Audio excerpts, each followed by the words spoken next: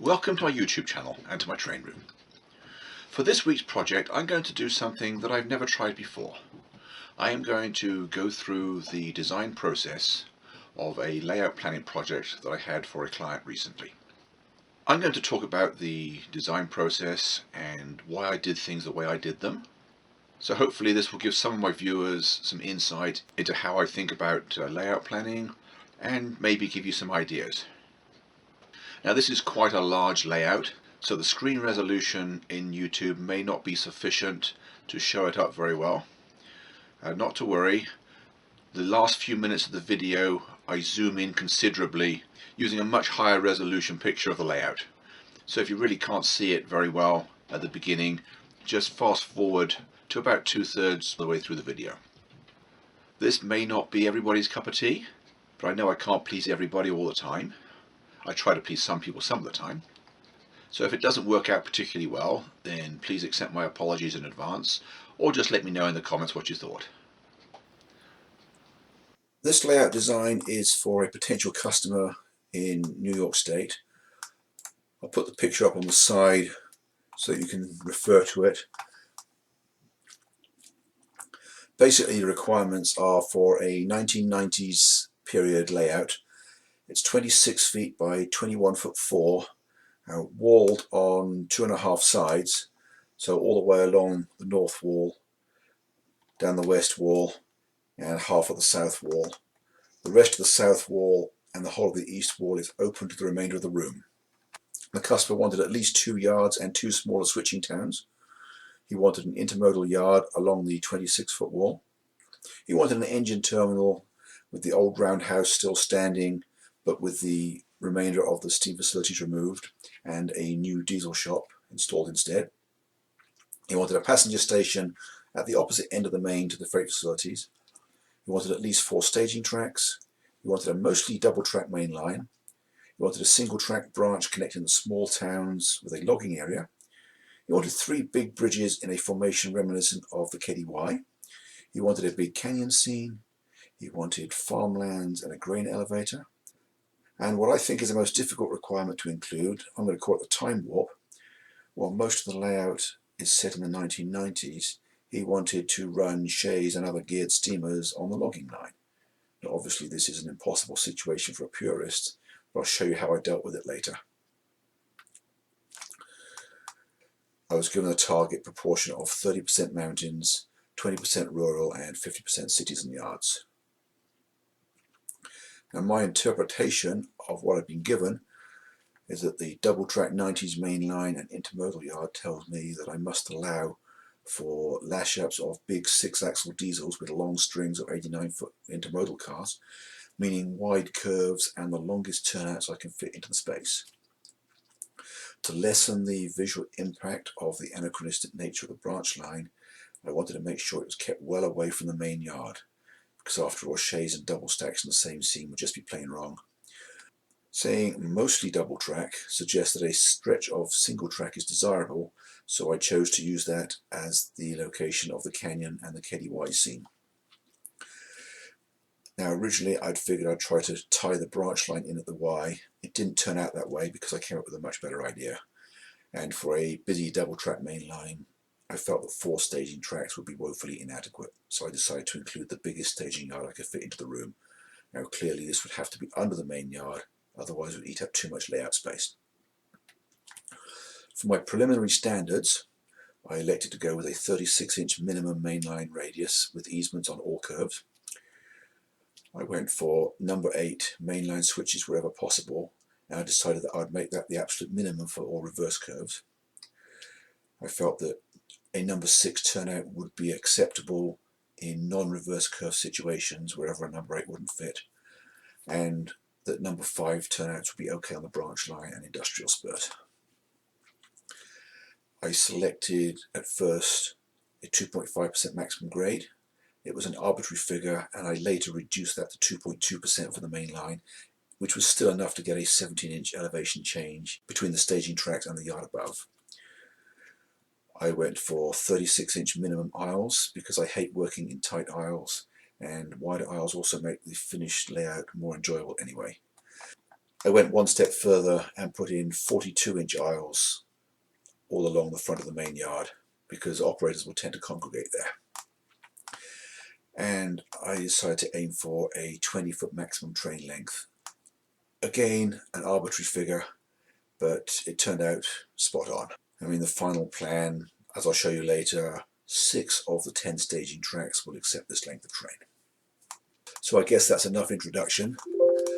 Let's now go into the track planning process. Now, I always use a program called Third Planet for all my layout design projects. It takes a while to load because I now have a very slow computer. The fast one I used to have crashed. Here is the finished design. This represents about 38 hours work. It's not perfect. I'll talk about a few ways in which it can be improved later. Before I do that, let's go back and show some of the intermediate stages and give you some of the thought processes behind the design.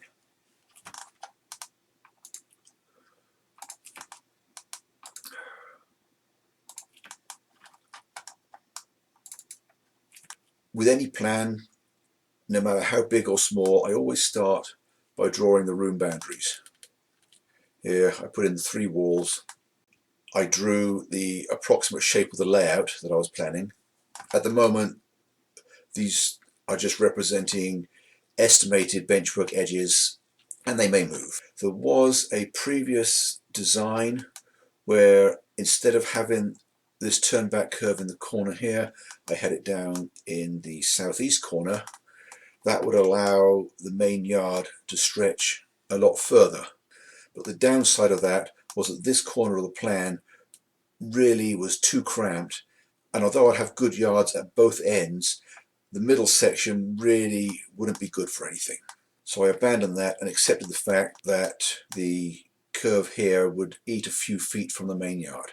I felt that if I could get a decent radius curve around here, not just 3 feet, but say 4 or 5 feet, then that would be acceptable because the throat could be on this next wall. I also tried one other variation. If I was able to make the whole plan a little bit narrower, I was trying to get another aisle down here and turn around the end so to keep the branch line visually separated. But with the 21-foot width, that really wasn't going to happen. I would have needed about 23 or 24 to be able to do that.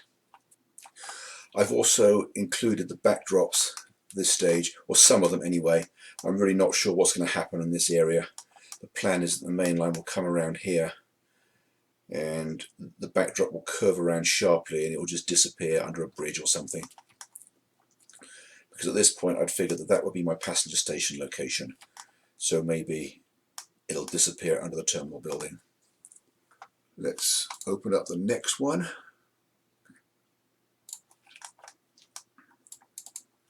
And the next step is to start adding major mainline curves. Now, some of these are only placeholders. Many of them may move and some of them may change radius. Like this one, for example, ended up nowhere near that location. Now, if you notice, the track plan is drawn in different colors. This is a very useful feature of the Third Planet software. The red is curves, the black is straights, and all the transition curves or easements are shown in green. It's very useful while developing a track plan, although for the final presentation I turned that feature off. I've also started filling in complex junction areas. Like this one here was really critical.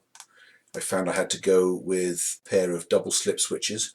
So it's fortunate that the range of track components I selected, the Walters Code 83, had those available in the line.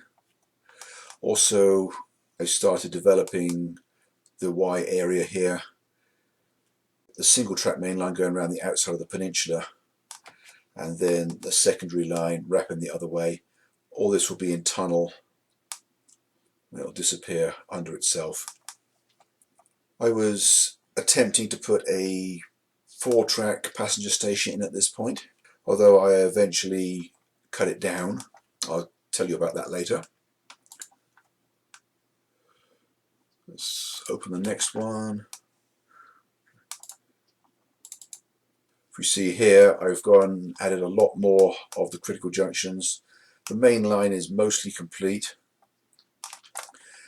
This intermediate junction here I left until later in the process because I was struggling to find a way of fitting it in.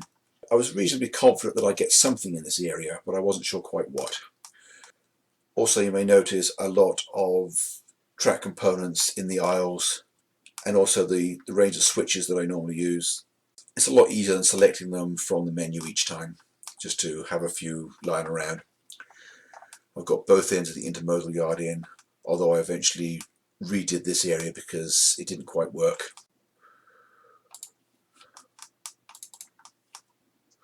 And then I went into designing the staging yard. I've got a helix under this corner to balance the continual grade of the main line. I found that I could get 10 tracks in here without squashing them too much. At 2.5 inch track spacing instead of the regular 2 inches. It gives a little bit more finger room. And as I said earlier, 6 of the 10 tracks will take a 20-foot long train. I also put a reversing loop in under the helix. The Y can be used to turn trains in the opposite direction. And at this stage, I've pretty much finalized the shape of the layout. You can see I've got most of the curves of the benchwork edge. There's still this corner here is in flux. I'm not quite sure what's going to be happening.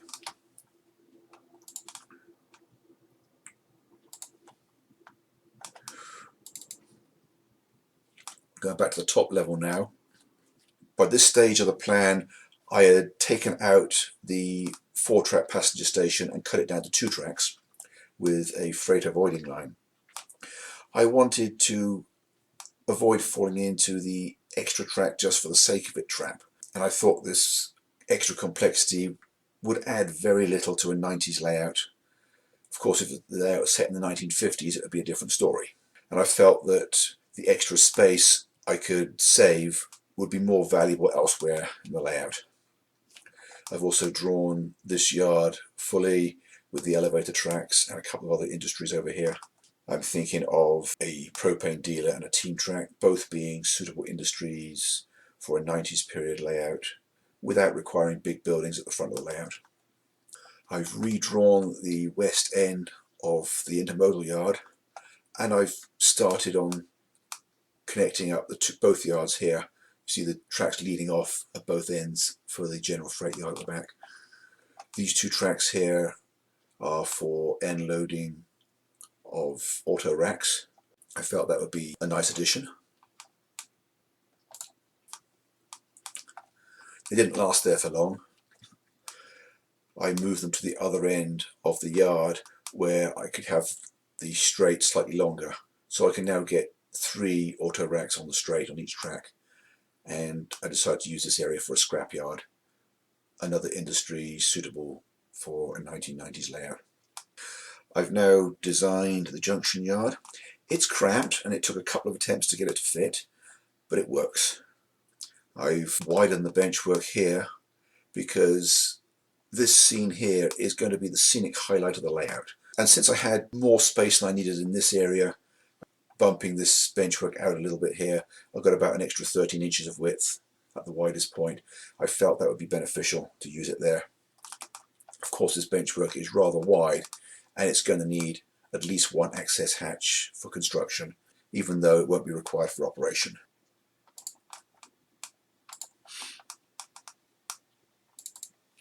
Moving on now. I've drawn all the backdrops, got them all the way around. I like the position of them now. I angled this backdrop here a little bit just to give me a little extra space for the passenger terminal building and other structures. I plotted the branch line. It runs for quite a considerable distance, almost a scale mile. And it will end up the terminal yard in this area here. There's plenty of space for it. I haven't designed it in detail yet. I had to go with a slightly tighter radius than I was hoping for. I wanted a 24-inch minimum on the branch line. I ended up having to cut it down to 21. But this still works with the small locomotives and the 40-foot or shorter freight cars that are going to be running on it. I've plotted where the access hatches have to go.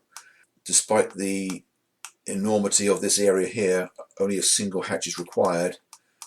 As long as I get most of the background scenery built before the front section of benchwork is permanently attached. I figured a section here about 2 feet by 6 needs to be removable while I build most of the background scenery, because my back won't handle ducking under into the access hatch 100 times a day for the duration of that project. It'll be okay for occasional use. I've been working on the main yard some more. I've drawn this end of it. I've got all the engine facilities worked out. I was able to convince the client that the 130-foot turntable that he originally asked for would be no advantage over the 90-footer, which Walters also produce, because while a 90-foot turntable will take any big diesel, a 130-footer won't take 2 modern diesels. So it just uses up twice as much space for no gain.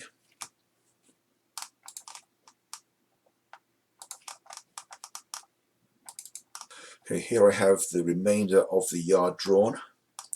The engine terminal has disappeared. Not to worry, it's still there, but it's on a layer that's currently not printed. All the industrial spurs are in. Although they may look chaotic at the moment, I already had a pretty good idea of what I wanted to include.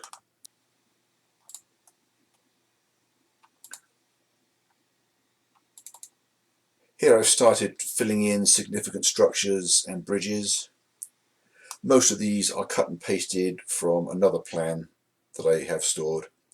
And I've started annotating the drawing, town names and elevations. I'll need the town names later when I write the description so that I can reference them more easily. Moving on. I've now drawn in the branch terminal. Although I have already selected the industries, I haven't drawn them yet. All the mainline tunnels are all positioned ready for creating the landscape mesh, and I've now put my name on the plan.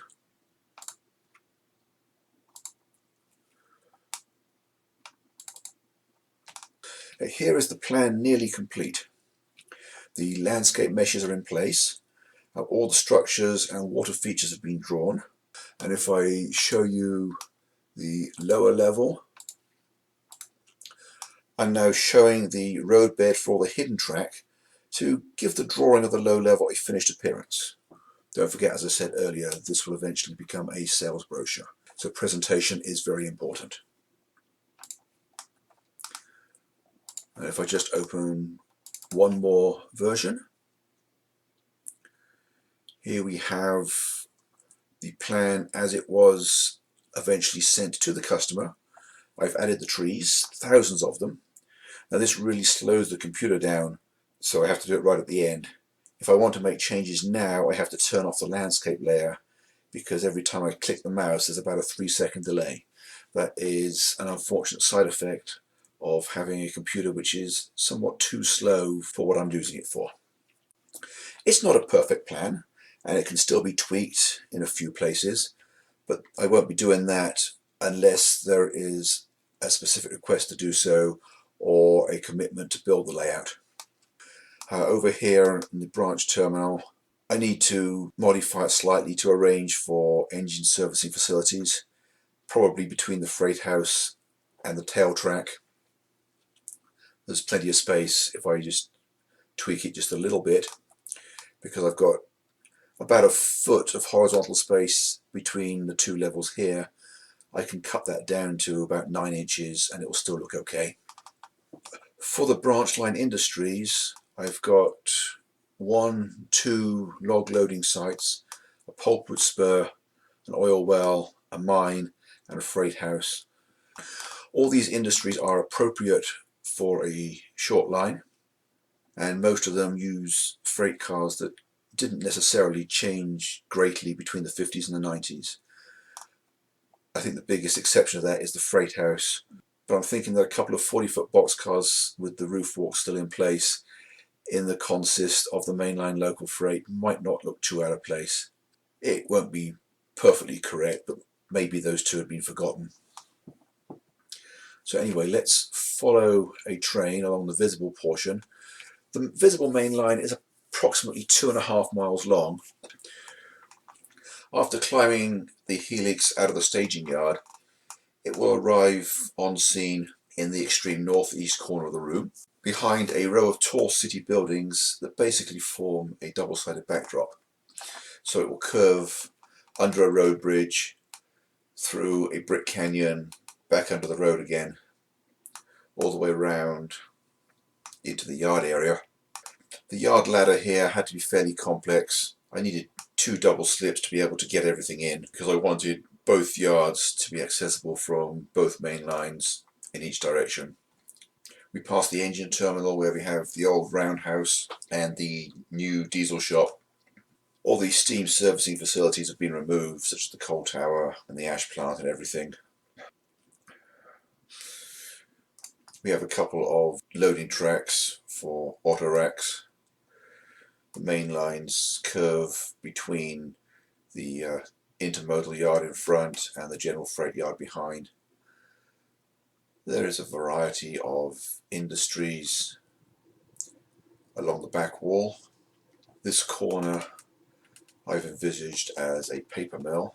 Now I know paper mills are huge complexes in real life, so this would just be representing the loading docks and the raw materials delivery tracks, with the rest of it printed on the backdrop.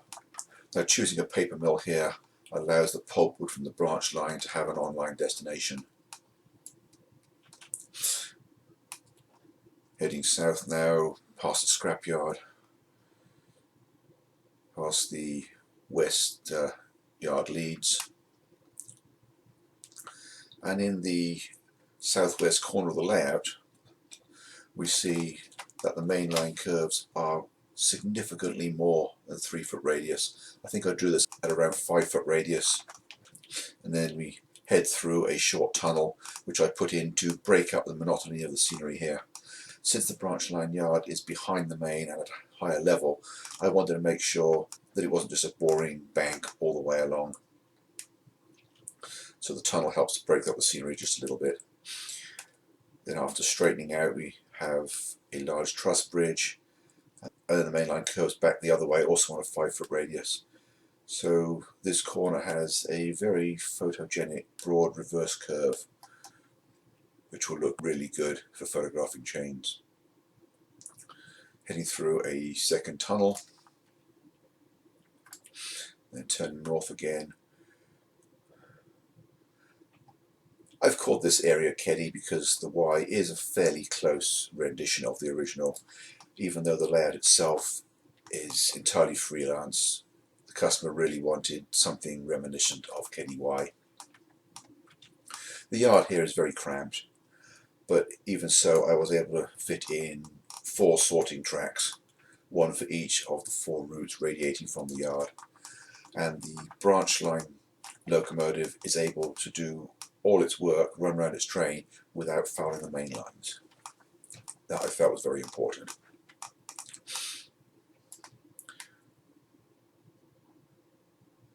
So at this point the double track main line actually becomes 2 single track main lines.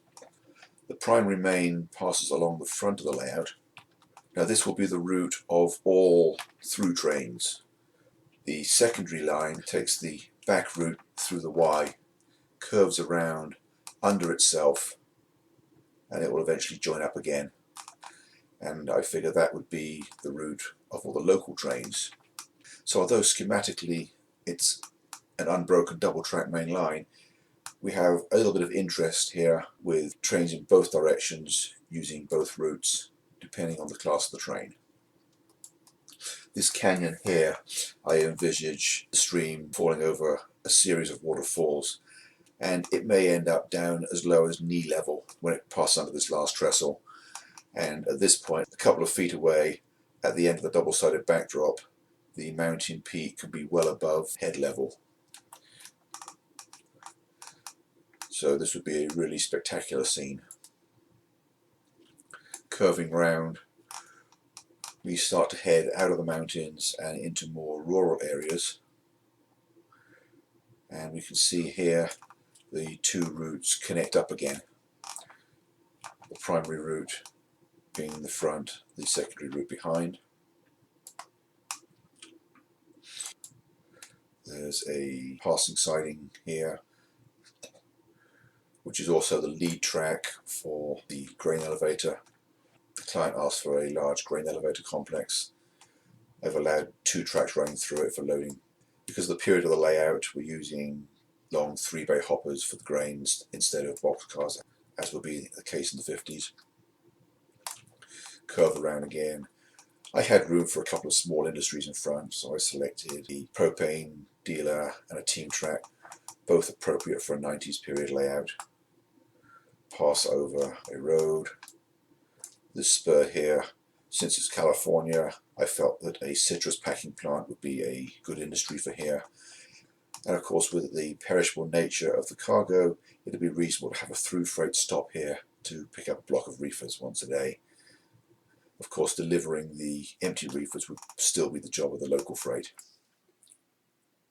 Anyway, the main line passes through the passenger station and under the terminal buildings, and it exits the visible portion of the layout before curving back around under the branch yard into the staging yard again.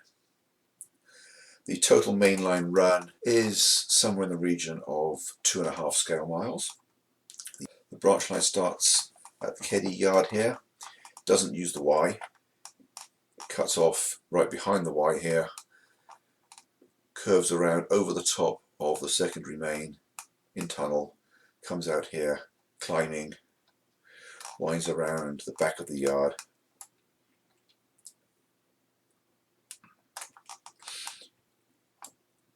all the way around the back for a considerable distance. We have the first of 2 log loading areas here, isolated from the terminal yard. And then here I've shown another log loading area on the tail track, a freight house, a mine, pulpwood loading spur, and an oil well. These of course can change, but I wanted to choose industries that didn't require a lot of industrial buildings because I wanted to keep it fairly wild and rural. Branch line run is approximately 1 scale mile. Anyway, that just about wraps up the layout. Hope you enjoyed it. Hope you found it inspiring. Well, that's all for this week. I hope I pleased at least some of my viewers. Please let me know in the comments below how I did, and if you'd like to see more of these videos in the future. So thanks for watching, and I hope to see you again next week. Bye for now.